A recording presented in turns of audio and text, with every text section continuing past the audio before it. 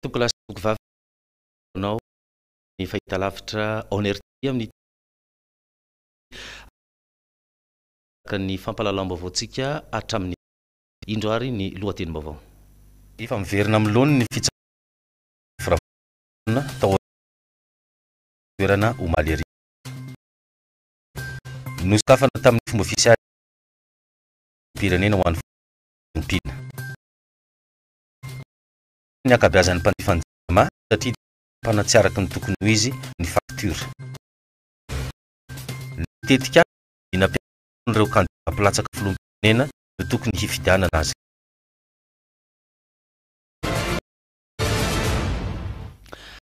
Ny fifidianana isika 930 nisan'ireo kandida mpilatsaka ho fidiana filoham-pirenena. Raha ny nambarany olom-pirenena izay sendra ny mpanao gazetinay androany dia ny tetikasa sy ny vinam-piarahamonina izay hoentin'izy ireo no tokony hanaovana safidy ho an'ireto kandida 930 ireto. Ao ihany koa ny fomba izay efa nanantanterahany izany vinam-piarahamonina izany. Andeha raha antsika ity fanadihadiana iarahana amin'ny Jenita Soalalaina sy Aja Manantsoa ity.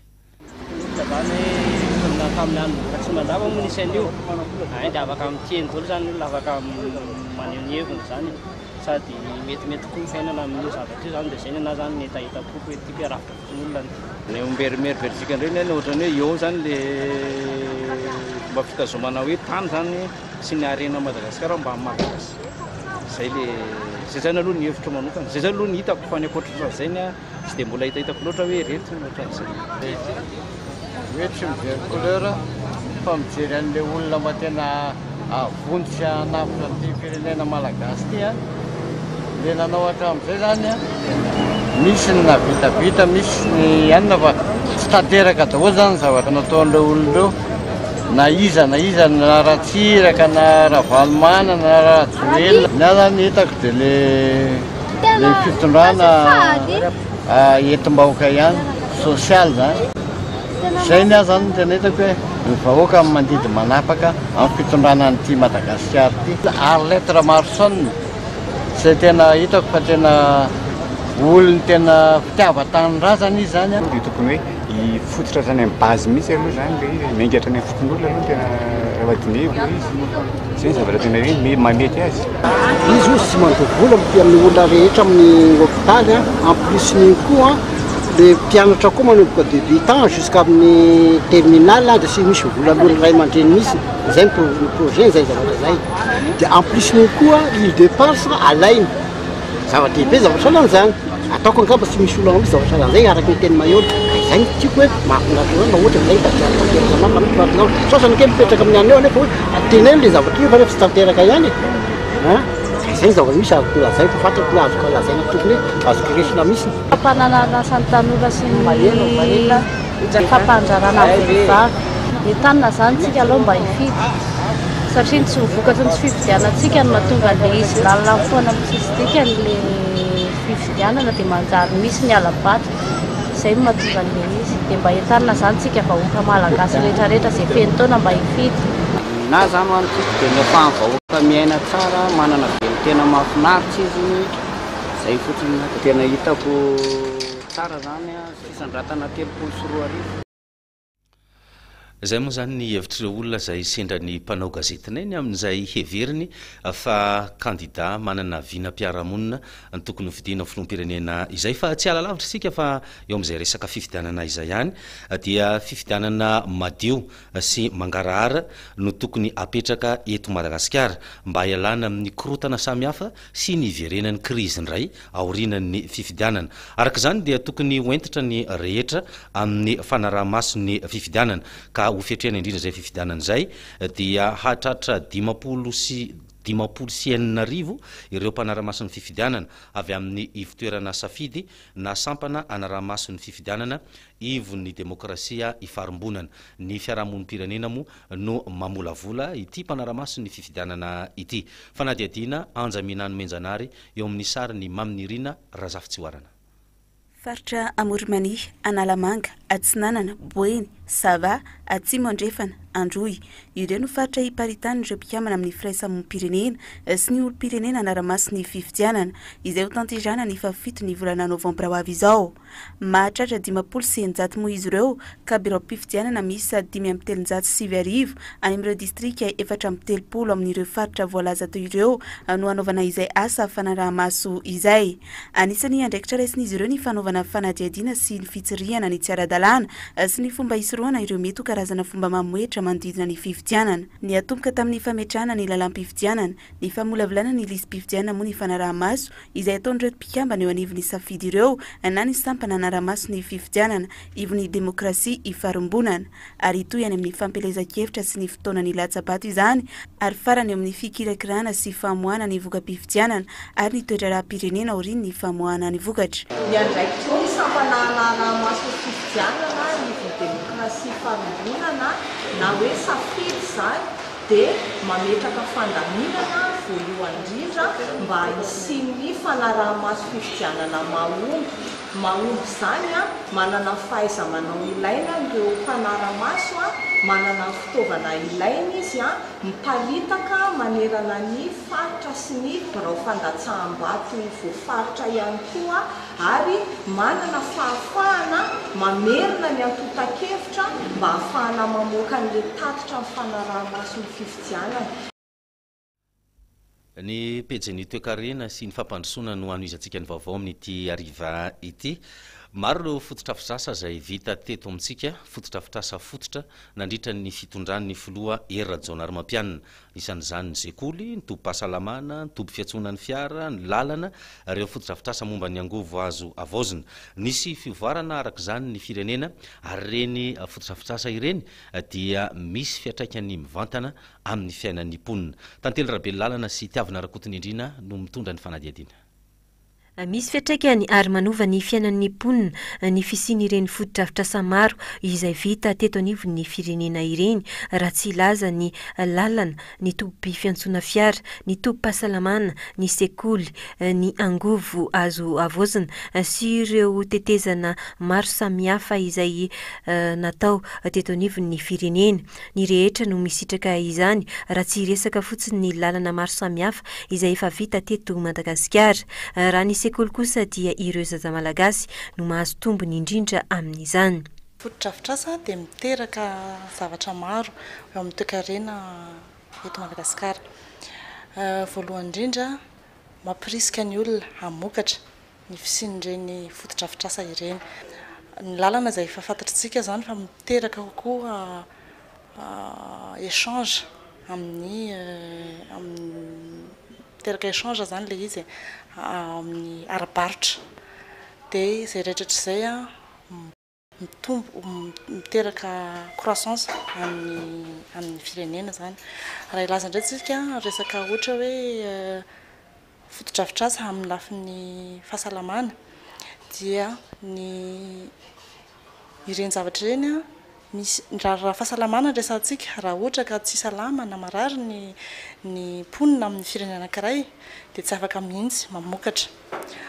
Izany hoe ny fisian'ireny dia miteraka vokatra, fitombon'ny vokatra bebe kokoa ho an'ny firenena. Izany hoe raha salama ny olona dia miteraka asa maro kokoa ary koa lasa betsaka ny compétitivité ny vokatra eto amintsika izany.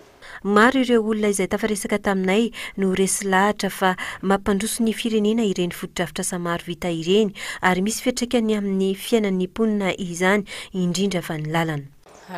Tsy eo izy izany dia tsisy tsony ny fivoarana. Izany fa misy fivoarana ihany na inona toejara eto amin'ny firenena azonao satria niza zany lotonga eo dia samy hoe misy dia voakely dia misy tanteraka satria ny olombelona tsy tanteraka azonao dia izay dia misaotra an'ilay nahary foana aloha fa ny anay zao izany tanao tamin'ny taona tamin'ilay teo izany tsaboina dia ny lalana izany tena mampijaly anay mihitsy dia nataonareo ohatran'izao tany amin'ny investi tsy haiko le aniny dia isaorako an'Andriamanitra fa izy ny lalana efa mandeha izay zany ny etaeta foana aloha izany satria mijaly mihitsy rehefa favaratra ny andro eny ambanin'ny tanàna eny. Efa mba miaina aloha izany ny vahoaka rehefa mba misy zavatra dingana vita azonao zay aloha ny rariny zay nizanisa aloha nitondra teo azanao sa manana fahalemena daholo ny tsirairay nitondra teo fa ny olona mantsy hitanao ny olona zany finaritra manatsikera mana ratsy manina zany foana zany ny gasy aloha zany tonga dia tena mana ratsy foana fa nizanisa mitondra eo dia mba hivavana amin'Andriamanitra ilay nahary foana ao azanao mandeha fiainany vahoaka mijaly ny vahoaka zay zany aloha zay izy zany etaetako zay mitondra fahasoavana ho amin'ny malagasy raha ohatra hoe ho an'ny sekoly zao dia mitondra fahasoavana ho an'ny zanaka malagasy dia mitombo-pahasalamana koa zay dia mitondra fitsaboana ho an'ny malagasy dia tsara raha mba ohatra zay foana zany natao mitondra ka zay le hoe biby tsy manan-doha miaraka ny fitenenana ho manao any fa ny firenentsika zany zao dia tsisy lohany tsy zay fa dia tsara zany dia mirona any amin'ny fifidianana ihany dia aleo asiana lohany dia mba lohany matahotra an'Andriamanitra no atao eo. Ny tsy fandriam-pahalemana ny ady amin'ny kolikoly mbola isan'ny ady goavana eto amin'ny firenentsika mba ahafahana miroso makany amin'ny tena fampandrosoana marina sy iadiana amin'ny fahantrana. Isan'ireo kandida izay vonona iady amin'izany ny kandida Jean Ravelonarivo. Efa nisy moa ny fitetezam-paritra izay nataon'ity kandida ity ka nijereny ifotony ny zava-misy eny amin'ny vahoaka. Anjaminany Menjanary maminirina Razafitsioarana. Ao anatin'ny taona iray farafahakeliny dia voafeny resaka tsy fandriam-pahalemana sy ny ady eto amin'ny kolokolo ny kandida Jean Ravelonarivo. Ireo tranga ireo izay anisany manjaka sy mampitaraina ny vahoaka tao anatin'ny taona maromaro izao. Tsy azo heverina tokoa mantsy ny sy ny fampandrosoana raha toa ka tsy mipetraka ny filaminana sy ny fitoniana eto amin'ny firenena. Hatr'izay rehefa fotoam-pifidianana tahaka izao dia maro amin'ireo kandida mpilatsaka no manao kobakambava fotsiny ihany sy manome fampanantenana poakaty ho an'ny vahoaka. Saingy namavy kosa ny kandida laharana fahafito amby roapolo Jean Ravelonarivo fa nitoko fitaka ny atao kosa no hita ary efa hita taratra tamin'ireny fotoana izay na Prime Ministra azy ireny ny asa vitany sy ny fasahiny mandray ny andraikiny ary amin'ny mahamanam-boninahitra ambony azy dia nanamafy ny tenany fa voafeny tsara sy ny anarany manokana mihitsy izany ady atao amin'ny tsy fandriam-pahalemana izany. Ohatra zao miresaka fandriam-pahalemana mba nianatra an'izany iny teny ary tsy général maimaimpona teny donc tsy hindrana fitenenana amin'olona na hoe ahoana ny fomba anaovana an'ity zay le teneny teo hoe zaho ihany no azo lazaina hoe raha resaka miaramila natao hoe zaho ihany ny commandant de la troupe fa tsy mitady olo-kafa raizan'izay mpanatateraka daholo ny manaraka an'izay ka ao anatin'ireny programme anasa atao rey zany dia efa naverimberiko mbenimbeny ho an'ny malagasy tsy ankanavaka ary ny fijerena manokana ny fanatsarana samihafa eo amin'ny sehatry ny fitsaboana. Ny programme anasa moa hitanareo hoe efa nilazaiko naverimberiko mbeny arahana mafisiko fireny zavatra reny dia ho tazomina ny ady amin'ny fahantrana ny ady amin'ny tsy fahampiana ara-sakafo ny ady amin'ny kolikoly rehetra na amin'ny lafinino zany hito toerana ao anatin'izany koa ny harenan-dranomasina hitatsika izy io fa vola be ny very tsy manginy fotsiny moa ny harenan-kibony tany. Efa matipaika tanteraka moa ny ilany mapetraka fa na manatanteraka izany tetika asa izany ho an'ny kandida Jean Ravelonarivo ka isy ny boky kely izay ho zaraina rehefa tonga ny fotoana ahafahana manatanteraka izany. Tsy mbola sitrana i Madagasikara taorian'ny fanjanahantany na dia efa nahazo fahaleovantena aza izay takaitra navelan'ny fahaleovantena izay no zary misy ihany koa fiatraikany amin'ny fampandrosoana ny firenena izay tsy tena izy ihany koa ny fahaleovantena fa saritsary ny ihany hoy ny nambarany teo anivon'ny fikambanana GAM na gasy mendrika. Araka izany dia olona mendrika no tadiavin'ny firenena mba hitsabo azy izany hoe olona mpanara-dalàna sy olona mampiatra izany lalàna izany. Anjaminany Menjanary maminirina Razafitsioarana trany no mitondra ny vaovao. Tokony tambatra sy hiara-iasa ny tanora sy ny ray aman-dreny ahafahana mitondra fampandrosoana eto amin'ny firenena. Araka izany dia tokony tsy hapetraka intsony ny fomba fiteny fa ny tanora ny tena mahavita azy satria ny tanjaka no azy ireo fa ny traikefa dia any amin'ireo zokiolona. Na izany aza nefa dia mitaky fahamendrehany eo amin'ny malagasy tsirairay avy izany fampandrosoana ny firenena izany ka tokony samy hanana toetra manaja sy manaraka ny lalàna ny vahoaka malagasy raha ny fanazavany ny fikambanana gasy mendrika. Ity fikambanana ity izay mijoro indrindra mba hanabe sy hanampy ary hampianatra ny malagasy mba hanana izay famendrehana izay. Toetra izay tena ilaina na eo amin'ny mpitondra izany na eo amin'ny oentina. Tonga ny taona roa arivo tanoany no heverina fa nisy fanafody anankiray indray teo dia ilay olom-baovao no heverina fa io tsy hanao an'izay nataony teo aloha intsony io tena izy io tsy izay ny zavatra nitranga zay moa tsy manana fahefanana ameliko an'izaniza ary tsy anameliko an'izaniza koa amin'ny matoetsena mendrika tiana hoentina amin'ny mamendrika anay teraka indray ny taona tamin'ny taona 20 teraka indray nkiondalana vaovao dia neverina indray fa tia misy olona tanora mendrika sady reny keo le efa nataon'ny mpaminany hoe tanora ny taona 2 ny tanora ny taona tamin'ny 20 ho tompony taona 2 tena tompony tokoa izy tamin'ny 20 tsy fantako izy nambaroa tompony amin'izao nefa mbola tsy sitrany Madagasikara tamin'ny anio ny dikan'izay tapa-kevitra zany zay ray aman-dreny zanaka vitsivitsy ray aman-dreny vitsivitsy hoe andaotsika ray aman-dreny zanaka iombona iombo-po fa tsy atao tsony fotsiny hoe ny tanora irery ihany na ny ray aman-dreny ihany maheto tamin'ity androany ity moa no nijoro tamin'ny fomba ofisialy ny fikamanana gasy mendrika ary vonona izy ireo hiara-iasa amin'izay kandida manana izay toetra mendrika izay na mikasa ny anana izany ihany koa ajantsika eo aloha ny resaka politika fa resaka momba ny jiramasika amin'ity vaovao manaraka ity niakatra avo roeny ny vidinjiro raha oarina tamin'ny vidinjiro tamin'ny volana lasa miatraika amin'ny isam-batan'olona sy ny isa-tokantrano izany fiakaran'ny vidinjiro izany miteraka olana ihany koa amin'ny fiainana andavanandro satria ny fiainana efa sarotra ny asa tsy misy ny vola miditra nefa tsy mahasahana ny fandaniana anja minano menjanary mamin'irina raha zafy tsy hoarana trano no mitondra ny vaovao mitarena amin'ny fiakaran'ny vidinjiro avokoa ny akamaroan'ireo mponina eto andrenivohitra amin'izao fotoana izao fiakarana izay tsy fantatra mazava ny antony raha mifanazavandreo olona tafaresaka taminay tao anatin'ny faktura indromy taona no tena nahitana izany fiakarana izany raha ny fanazavana hatrany nanambara ireo mponina fa na dia miena aza ireo fitaovana elektronika ampiasaina dia miakatra avy roena amin'ny falohan'izy ireo hatrany ny vidinjiro ankoatra izay dia maro amin'ireo mponina ihany koa no mbola tsy nahavoarainy ireo leven'izy ireo ka mety ho sarotra amin'ny ando izany raha toa ka mitambatra be miampy ny fiakarana ihany koa jirontsika zany somary niakatrakatra tamin'ity volana roa tamin'ny volana ambony zany sy tamin'ity volana ity ary somary tena enjakezana ihany izy teo amin'ny 3 say alina 2 say alina dia zao zany izy niakatra 7 sy 9 alina eo zany misy tena nisy fiakarany be mihitsy zany izy am'izao tena marina aloha hitanao zay zany tsy dia mahafantatra ny fiakaran'le izy fa resaka avy any am-potiny izy ka tsy fantatra fa dia ianao zany hoe manoto fotsiny dia fandaninay zany a ny ohatrany ana manokana zany mampiasa an'le subwooferakony a mampiasa télé ray a dia mampiasa frigo anankiray a dia mampiasa jiro anankiroa satria anatin'ny sy ivelany zany ny jiro ampiasaika atao amin'ny hôtely ny fiatraikany tena misy dia misy tokoa satria nanoatiny a zay zany tsy afaka mampiasa ohatra hoe mba te hampiasa zavatra enjakendana dia lasa miena zany le fampiasana an'le herinaratra satria amin'ny alina tsy maintsy tapahana aloha frigo zany tsy afaka miasa pareil andro zany le frigo noho izay fiakaran'jiro ny resaka amin'ny fiakaran'jiro zany voalohany indrindra facture ny volana anankiray zao mbola tsy tonga hatramin'izao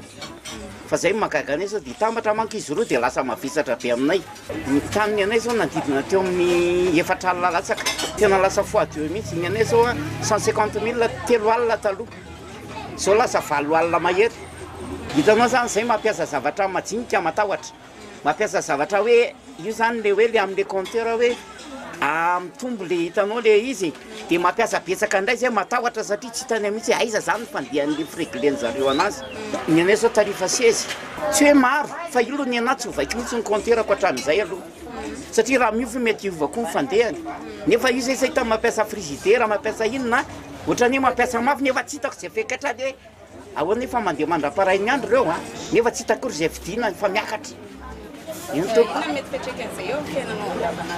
tena mazana mikizy hitanao mbola misy mianatra misy mikarakaraina ny sakafo ninona tsy vita mora ngely izy tena mandalo fotsiny zalamy maraina tamin'ity zao tsy nandalo mihitsy izy efa ray volana zay tsy tonga mihitsy ny afatra tiako apetraka zany dia tsotra hoe ampiasa zavatra maivan'izay matahotra ampiasa zavatra mavesatra zay matahotra satria tsy hitany eo aiza zany le consommation tokony hoe mamerina hatramy voalohany mihitsy zareo hoe mijery mihitsy ahoana ny fandehany aloha zay mba afatra tompoko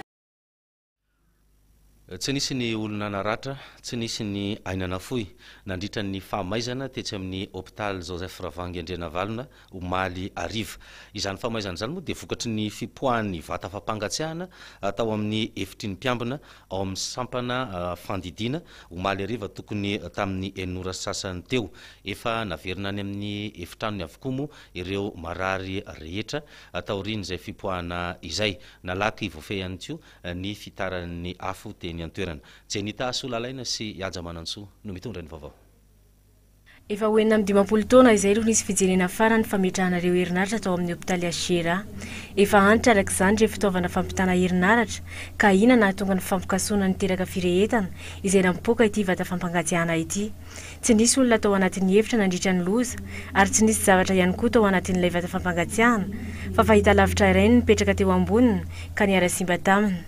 Tsy misy fiantraikany amin'ny fitsaboana eny amin'ny Gera ity fahamaizana ity raha nambaran'ireo tompon'andraikitra fa nafindra eny amin'ny efitrano famelomanaina aloha ireo marary mba hanadiovana ny toerana satria naloto tanteraka vokatry ny setroka. Fahasimbanaka mba tsy dia misy fa zay frizidera zay dia tele zay dia misy vesitera an'ilay infirmiera no anaovany setroka sy afo kely.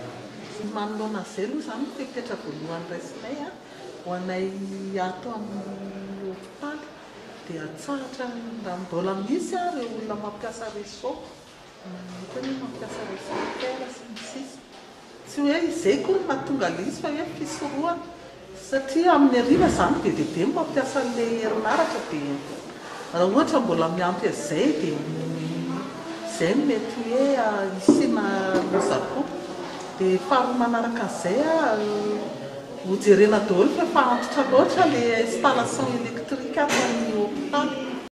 Nena zanatra ny te ampitony vahoaka izany tsy mpanaraka marary any fa te ampitony hoe tsy dia zavatra hoe mampatahotra be hoe ina mafy le izy fa hevitra kely anankiray. Tsy tena nahitana lehilahy akory nandritra ny loza fa nisetrika no tena nivoaka vokatry ilay fipoahana. Tao anatin'ny atsasakadiny monja dia efa voafeny ireo tompon'andraikitra isan-tsokajiny ny korontana rehetra nisy teny an-toerana ary androany folakandro ihany dia efa nanomboka ny verina eny amin'ny toerana izay nitrangany loza ireo marary.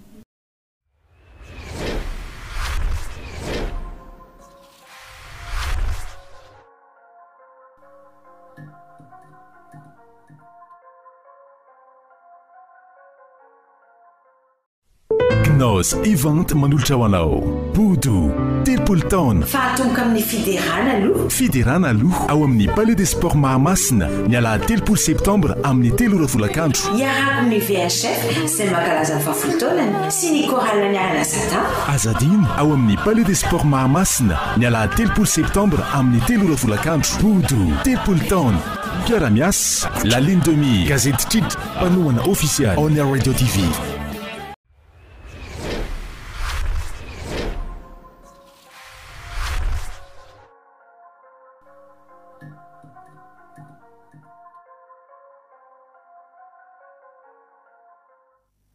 Hotoizantsika ny fampiroboroboana ny sehatry ny fambolena sy ny fiompiana ny vaovao sehatra iray hitadiavana lalam-barotra sy ifaneraka tseran'ny fanjakana ny mpampiasa vola ary ny tatsa ny fiana ny tsenabe raisam-pirenena momba ny famokarana ary koa anehoana ny vokatra maro samihafa izay efa misy eto amintsika. Androany moa no nisokafana tamin'ny fomba ofisialy ity fia ity izay haharitra efatrandro eny amin'ny Forelo Tanjombato. Tantely Rabely lalana tiavina rakotiny indrina.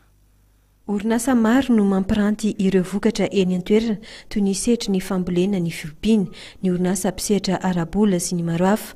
Ilaina ny fitodiana any ambanivohitra satria dia 520 ny arikarena faobe dia miankina amin'ny tontolo ambanivohitra avokoa. Ny tanjona amin'ity foartia dia fampisehoana mivantana an'ilay paikadin'ny ministera ny fambolena sy fiompiana sy fitondraam-panjakana amin'izao fotoana izao dia hoe fampiarahana akaika an'ireo sehatra anankitelo eny amin'ny tontolo ambanivohitra dia ny agriculture familiale zany ny mpisehatra mivantana eny amin'ny famokarana matianina zany na ny agriculture agribusiness dia mpanodina vokatra na ny agro-industrie. Ireo anankitelo ireo mipaikadin'ny ministère zany dia mampifandray an'ireo sehatra anankitelo ireo. ity tanjon'ity foary ity zany dia ento mampiranty tety daholo ireo sehatra anankitelo ireo.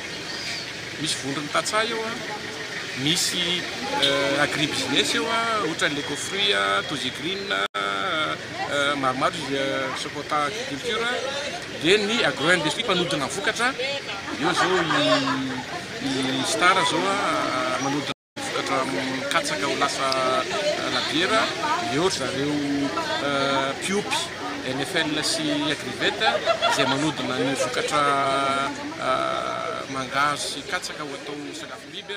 Efa manomboka mivoatra ihany koa ny orinasa mpandrararonono eto Madagasikara izay anisany nandray anjara tamin'ity voara ity, manodidina ny 940 litatra isan'andro ny ronono ilain'ity orinasa ity, ampiodinana ny vokatra ao aminy. Miara-miasa indrindra amin'ireo mpiompy noho izany izy ireo amin'ny fahazahoana ireo ronono ireo, indrindra ny amin'ny faritra vakina Karatriny. Misy zany ohatra ny ataontsika hoe fangalana ny certification internationale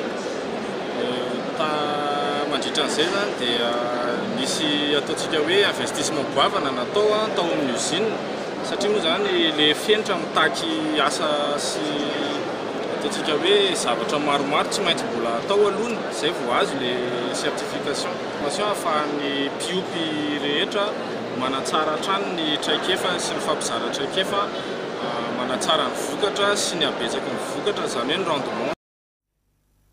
Zay ny mahakasika ny tsena be momba ny fambolena sy ny fiompiana etsy amin'ny Forelo Tanjombato iny, fa mahakasika ny fampidiran-ketra eo amin'ny commune kosa dia nahitana fitombona izay fampidiran-ketra teo anivon'ny commune Antananarivo renivohitra izay.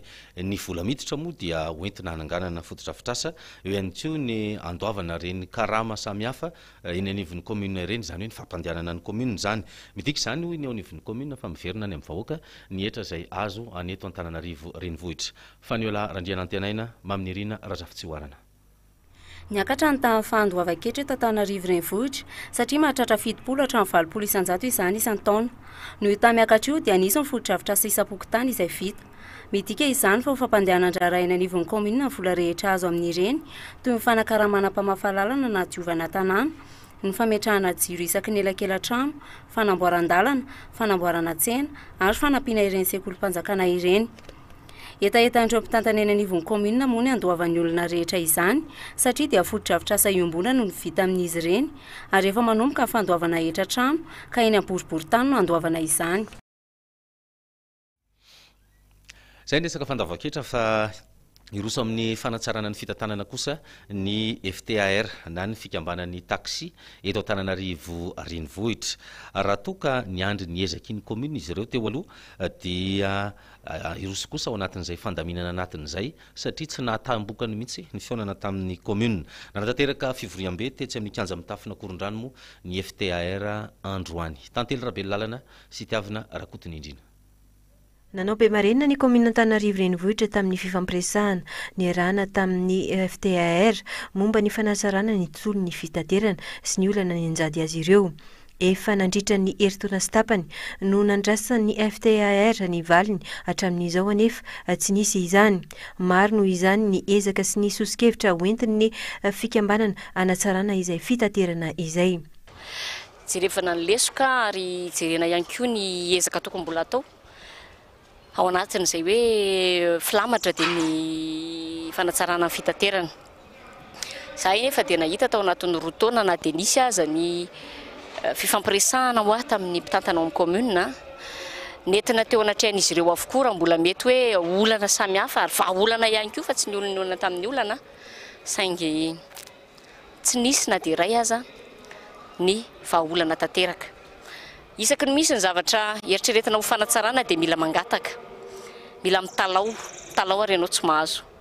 Dia zany indrindra no nahatonga ny tapa-kevitra hoe ny vahaolana anankiray goavana indrindra aloha dia ny fidirana fandraisana tanàna mihitsy an'ity asa taxi vila ity. Raha tsy tantana ny commune Antananarivo renivohitra ka hiezaka ny anarina izany ny filohan'ny FTAR amin'ny lafiny rehetra hirotsaka ho kandida ho ben'ny tanàna noho izany ny tenany amahana ny olana izay misy eto an-drenivohitra. Ary isan'ny masoana ao anatin'izany tsy hoe fanatsarana ny fitaterana ihany na dia isan'ny mampikaikaika amponina Antananarivo aza ny resaka fitaterana, fa eo dia eo ihany koa ny fanatsarana ny tanàna amin'ny akapobeany.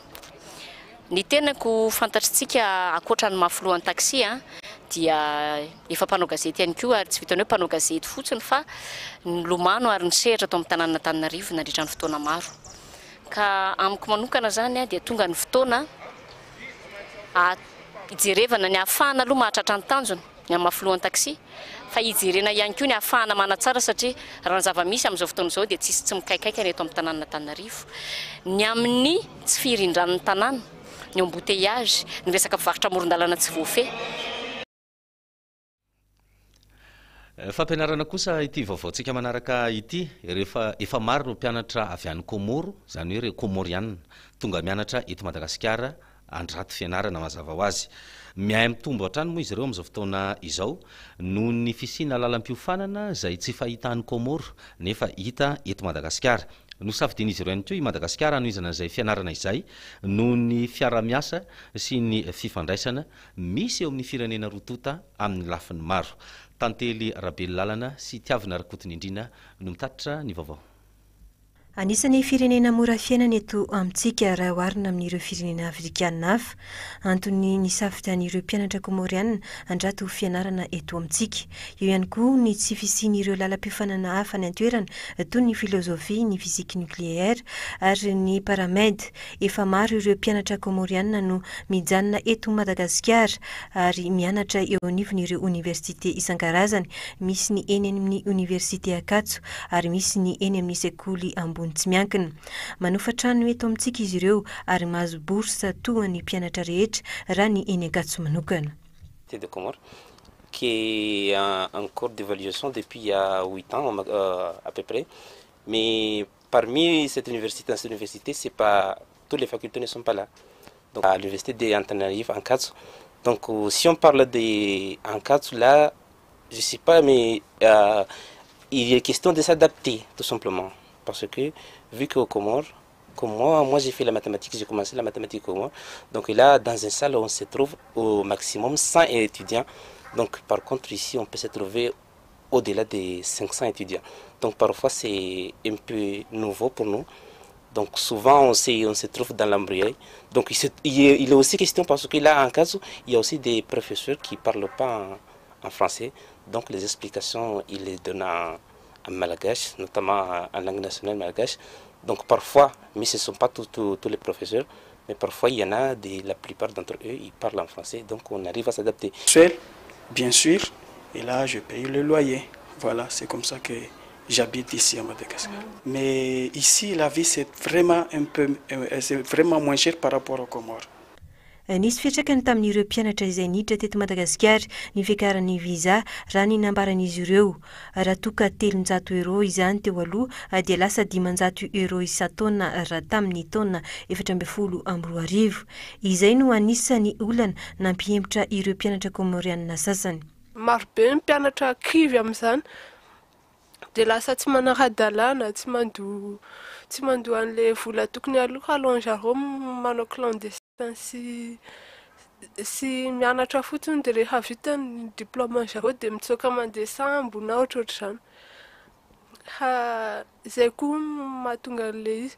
Hady ohatran'ny maro be koa ilay komoriana dia limité ny amin'ny consulat Madagasikara any Comores ny mila taratasy maro be vao mahazo an'ilay visa étudiant eto. Mpianatra komoriana 570 tamin'ity taom-pianarana ity no mianatra eo anivon'ny sekoly ambony tsy miankina iray izay nanaovana fanadihadiana. Manomboka ny taona voalohany hatramin'ny taona fahaefatra izy ireo. Ny lalam-piofanana lalàna no tena maro anisa, misy ihany koa anefa ny nisafidy ny paramedicaux. Hatramin'izay nijoroan'ny sekoly dia efa mahatratra anjatony ireo mpianatra komoriana nandalo teo anivon'ity sekoly ity. Ireo izay mitana ny toerana maizy azy any rehefa tonga any amin'ny firenena izy ireo, satria vao nisy fotoana zao ny mpampianatra teto aminay na mitahiraka tany Comores dia niraisiny zareo dia fantatra fa efa misy hatramina hygiène ministère ny izy ireo dia misy tombony kokoa, satria raha ho anay manokana dia azo lazaina fa fampianarana feno sady ahafahanjareo miantsehatra amin'izay asa izay mihitsy ny mpianatra malagasy te hianatra ny velany fa ny komorianina kosa zany dia eto Madagasikara no mahasarika azy ireo. Ajantsika eo ny amin'iny fa iresaka kolotsaina isika amin'ity vaovao manaraka ity. Efa very ankehitriny ny kolotsaina malagasy noho ny resaka mondialisation na ny fanatotoloana izay tafiditra eto amintsika. Na eo amin'ny fomba fiteny zany, na eo amin'ny fomba fitafy, na ny fomba fanao dia efa miavery izay kolotsaina malagasy zay. Ny tanora no tena miainana zany eto amintsika satria ny tanora raha teo no mora andairany ireny rivotra mitsoka avy any velany ireny. Ilaina avokoa nefa ny mifehy ny zavatra rehetra raha te handroso ary ny fitazomana ny kolotsaina maha-malagasy anao ihany no afaka ampandroso ny firenena. Ary ao anie ty fanadihadiany tantely Rabelolalana sy tiavana nindrina ity. Tsy mahafantatra ny tantarany malagasy sy ny fomba ny malagasy ny ankamaroan'ny tanora ankehitriny variana amin'ny kolotsaina vahiny sy ny resaka fanarahana ny fivoaran'ny teknôlôjia. Maro anefa ny firenena mbola mitana ny fomba fanao sy ny fomba ny ratsy resaka ny sinoa sy ny indiana kanefa mandroso izy ireo. Ho antsika eto Madagasikara dia teny vary amin'anana no ampiasaina ary misy aza ny tsy miteny ny teny gasy intsony fa ny teny hafa toy ny teny frantsay. Raha ny resaka hira indray no asiana teny dia misy ny tononkira tsy misy dikany, io ihany koa ny gadona dia lasa makatahaka ny vahiny. Vitsy ireo mitrandraka izany mampiavaka sy ny mampiatra ny kanto malagasy izany. Ireo fomba fitafy sy ny fomba fanaon'ny vahiny dia saika hita eto amintsika avokoa izany. Ny von'olona etseroa sy ny tsy fandriampahalemana nankaiza izany ny fahendrena maha-malagasy fahiny izay nentin'ireo Ray aman-dreny be antsika. Araka ny nambaran'Andriamatora Koto Davida izay mpampianatra tantara sy fomba maha-malagasy dia nanomboka tany amin'ny andro ny Radama no nahavery ny kolotsaintsika. Ary nahavery an'io dia nanomboka teo amin'ny Radama faharoa. Radama faharoa ny safidy Nina Kisoa, dia safidy Tafana, vadra tanin-drazana. Teny toy izany Ranavalona faharoa zany tamin'ny nanekeny Ranavalona faharoa fa Jesosy Kristy ny tompon'ny tany sy ny fanjakana fa tsy ny malagasy intsony, tsy ny razana intsony. Dia nanomboka tany zany ny fahampiteny io. Dia potika ny teny, potika ny finoana, potika ny fomba mampanao, hatramin'ny fomba itondrana ny tany sy ny firenena, fomba vazaha, lalàna nampiasain'ny vazaha. Zany mahapotika antsika zany dia fanapa-kevitra raisin'ny mpitondra. Zany tsika namono teny fa tsisy namono antsika koa. Dia raha tia ny fanapa-kevitry ny mpitondra no mahatonga ny kolotsaina very. Ny inona nefa fandrosoana tsy tokony hisy fiantraikany amin'ny kolotsaina malagasy izany. Ny mpitondra ihany anefa no afaka mandalana iverenana any amin'ny maha-malagasy.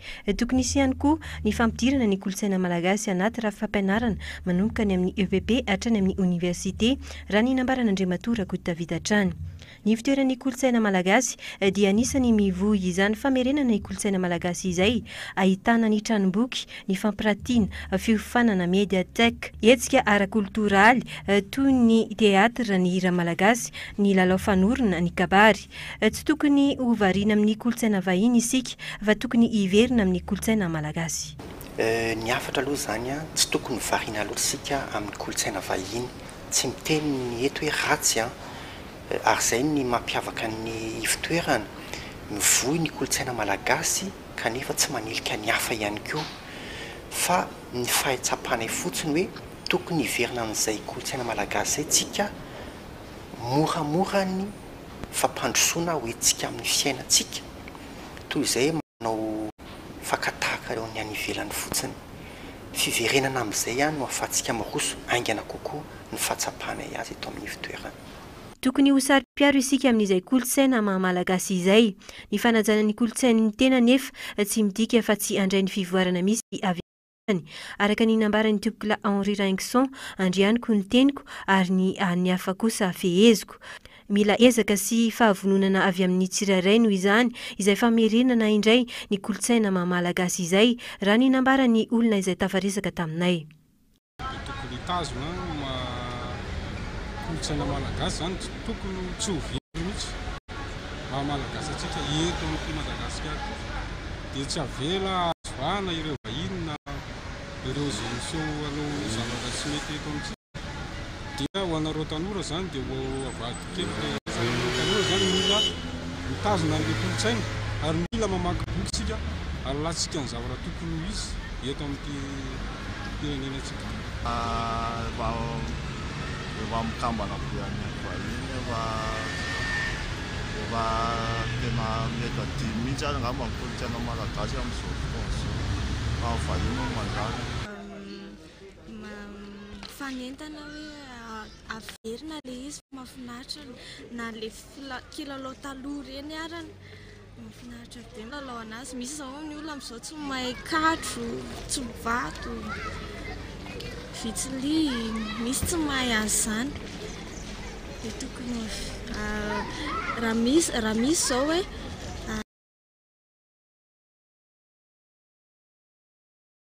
resaka teknôlôjia sy ny karazana tamin'izany fotoana zany hoe azo lazaina hoe arak'izay ohatra hoe tamin'ny androny hoe tain'omby navadika dia tsisy maka dia mivoatra tsikelikely tahaka an'izay ny fiarahamonina dia mivoatra tsikelikely tahaka an'ireny hoe ohatra hoe nisy ny graphofone zao dia efa nilasa nisy disque tamin'izany, nisy fandrosoana ihany koa zany tamin'izany fa voatazon'ilay ray aman-dreny tamin'izany fotoana zany hoe mitenina hoe ny resaka Facebook sy ny tahaka an'izany. Zaho manao Facebook zao ny matetika voakian'ny namako hoe tsy mampiasa meni tsy mampiasa an'ireny fana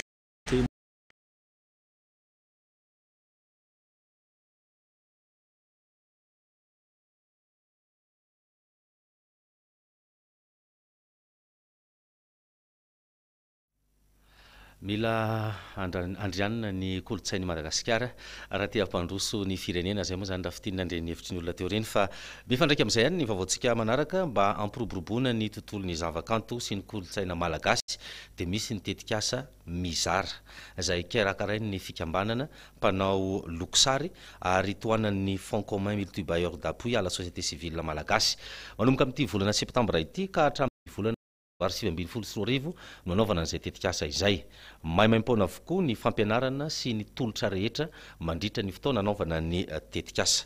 Jenita Solalaina sy Hadza Manantsoa no mitondra ny vaovao. Raha toa ka niainga tamin'ny fanaovana sary sikotra sy hosodoko ny fikambanan'ireo mpanao lokosary teo aloha dia nihitatra eo amin'ny fampianaranareo izay liana amin'ny zavakanto zany amin'izao fotoana izao amin'ny alalan'ny tetikasa mizary. Mizara telo no iviana ho tanterahana mandritra ny fehimpotoana tantarana ny tetikasa. Voalohany amin'izany ny fanatsarana ny tanàna Antananarivo amin'ny alalan'ny fandokoana tamboho sy fanaovana sary vongana ary fanaovana zaridaina. Eo ihany koa ny fampianarana maimaim-poana ho an'ireo izay liana amin'ny zavakanto toy ny fanatotosana horonan-tsary. Hitanay tsikaritra isika rehetra fa tsy ampy na tsy misy ny toerana ahafahana mianatra momba amin'ny zavakanto eto amintsika. Dia ito éducation artistique izy zany dia raha nay miasa miaraka amina